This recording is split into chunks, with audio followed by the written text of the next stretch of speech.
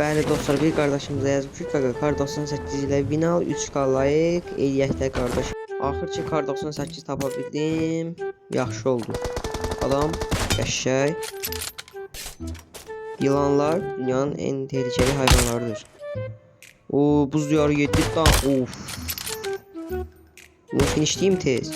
Sonra yavaş yavaş alana doğru oynayayım, alan dışıyam. Uy, dünyanın en iyi vuruşunu elədim. Bir tane de bot geldi, onu da vuraq. Buna maşını tez əzək bitirək. Maşına gəl. Allah, maşın sahib gəldi, qaç. Gəl görək qardaşım.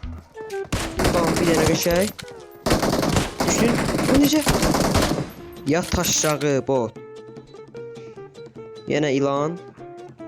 Qəşəng. Tamam. Bunu da bir dənə finishləyək. Otur aşağı. Otur. Ayda aşağı oturmadı. Bura qədər izləyib like atıp abone olmayanlar varsa like atıp abone olabilirsiniz. Siz də görevləri verin. Onlardan dediyim sağ olun, salamat qalın.